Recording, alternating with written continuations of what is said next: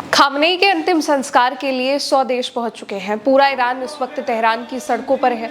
इमाम खुमैनी ग्रैंड मुसल्ला, जहां पर अली खामनेई उनके परिवार का ताबूत रखा गया है, वहां पर जो लोग हैं श्रद्धांजलि देने के लिए पहुंच रहे हैं। पूरे ईरान में इस वक्त मातम पसरा हुआ है। लोग फूल लेकर, हाथ में लाल झंडा लेकर अली खामनेई को अंतिम विदाई देने के लिए पहुंच रहे हैं। बच्चे, बूढ़े, औरतें, आदमी, हर कोई, सबकी आंखें इस वक्त नम है। लेकिन अली खामनेई के सुपुर्दे खाक की प्रक्रिया में उनके बेटे मुश्तबा खामनेई शामिल नहीं होंगे। मुश्तबा पर हमले का खतरा है और इसी को देखते हुए वो इसमें शामिल नहीं होने वाले हैं। इजराइल के रक्षा मंत्री ने बीते दिनों एक बयान दिया, धमकी दी कि अब इजराइल के निशाने पर ईरान के नए सुप्रीम लीडर यानी कि मुश्तबा खामनेई है और मुश्तबा खामनेई पर हमले की इजरायली साजिश को लेकर के ही ये फैसला लिया गया कि मुश्तबा अली खामनेई के जनाजे के पूरे कार्यक्रम में जो 5 दिनों तक चलना है उसमें शिरकत नहीं करेंगे, शामिल नहीं होंगे। लेकिन इसके बाद 2 सवाल उठ रहे हैं। पहला कि अगर मुश्तबा आखिरी विदाई के वक्त मौजूद नहीं रहेंगे तो दफनाने के वक्त कब्र में पहले 3 मुट्ठी मिट्टी कौन देगा, और दूसरा सवाल कि खामनेई के मृतक शरीर का उत्तराधिकारी कौन होगा। अब खामनेई के मृतक शरीर का उत्तराधिकारी किसको चुना जाएगा, ये भी बड़ा फैसला होना है। दोस्तों, 28 फरवरी को अमेरिका और इजराइल ने खामनेई की जान लेने के लिए उनके घर पर 30 बम गिराए। ये 30 के 30 बम उसी एग्जैक्ट दफ्तर पर गिराए गए जहां पर खामनेई मीटिंग कर रहे थे। इस हमले में खामनेई और उनके परिवार के लोगों की जान गई। उनकी बेटी, दामाद, पोती, पत्नी, सभी की जान गई, जिनका जनाजा निकलना है। ग्रैंड मुसल्ला में अली खामनेई और उनके परिवार के ताबूतों को आखिरी विदाई के लिए रख दिया गया है। खैर, अब सवाल पर आते हैं कि अली खामनेई को 3 मुट्ठी मिट्टी कौन देगा और उनका उत्तराधिकारी कौन होगा। उसके लिए सबसे पहले आपको शिया धर्म को समझना होगा। इमाम फाउंडेशन ने शिया धर्मगुरु अली सिस्तानी के फतवे के आधार पर एक किताब लिखी है और इस किताब का नाम है मृत्यु और दफनाने के इस्लामी कानून। इस किताब के मुताबिक किसी के मरने के बाद तुरंत उस शरीर के उत्तराधिकारी की व्यवस्था करी जाती है, उसके उत्तराधिकारी को चुना जाता है। अगर किसी शादीशुदा महिला की मौत होती है, जान जाती है, तो उसके पति को उसका उत्तराधिकारी माना जाता है, और अगर किसी पुरुष के निधन पर कोई उत्तराधिकारी चुना जाना होता है तो उसके बेटे को उत्तराधिकारी माना जाता है और उसी के जिम्मे ये सुपुर्दे खाक की पूरी व्यवस्था होती है।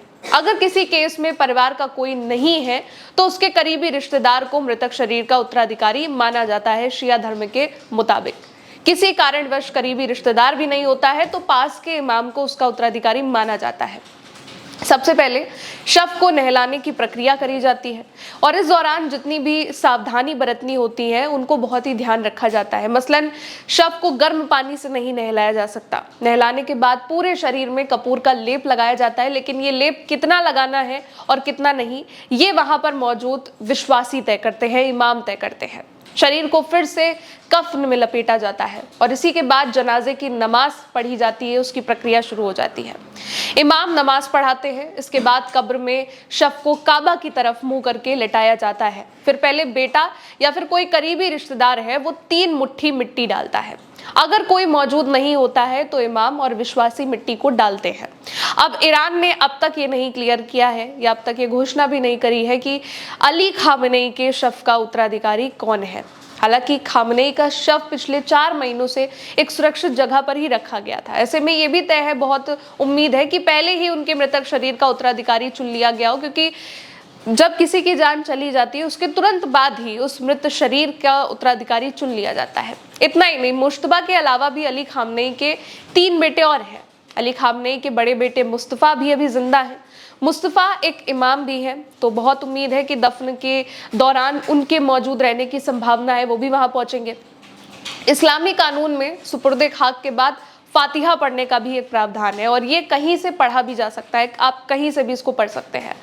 उम्मीद है कि मुश्तबा अपने पिता की याद में, अली खामनेई की याद में फातिहा पढ़ सकते हैं। इसके अलावा शोक संदेश के तौर पर अपना बयान भी जारी कर सकते हैं। इस युद्ध के दरमियान कई बार मुश्तबा खामनेई ने ईरानी जनता के लिए बयान जारी किए हैं। अमेरिका इजराइल को भी चेताया है। इस्लामी कानून में इसका प्रावधान है। वहीं जब मामला शांत हो जाएगा, युद्ध खत्म हो जाएगा, तो मुश्तबा अली खामनेई के कब्र पर भी जा सकते हैं। मशहद में अली खामनेई को दफनाया जाएगा और जो पूरी प्रक्रिया है वहीं पर समाप्त होगी। 9 जुलाई को उन्हें दफन किया जाएगा। अभी जो तैयारियां हैं वो शुरू हैं। 4 जुलाई से अली खामनेई के जनाजे अंतिम संस्कार की जो पूरा कार्यक्रम है वो शुरू हो चुका है। अलग अलग शहरों में अली खामनेई के उनके परिवार के ताबूतों को ले जाया जाएगा ताकि लोग अंतिम विदाई दे सके। करोड़ों की भीड़ इस वक्त तेहरान की सड़कों पर मौजूद है। जिस वक्त अली खामनेई की जान गई थी, लोगों को बताया गया था कि अब अली खामनेई इस दुनिया में नहीं रहे, अब वो नहीं है, उस वक्त भी तेहरान की सड़कों पर इतना भयानक मंजर नहीं था जितना अब देखने को मिल रहा है। और करोड़ों की भीड़ पहुंच रही है, इसलिए व्यवस्थाओं को भी किया जा रहा है ताकि कोई भी अफरा तफरी ना मचे, और इसलिए पूरी व्यवस्था करी गई है। फिलहाल अभी के लिए इस खबर में इतना ही। आप देखते रहिए उल्टा चश्मा यूसी। शुक्रिया।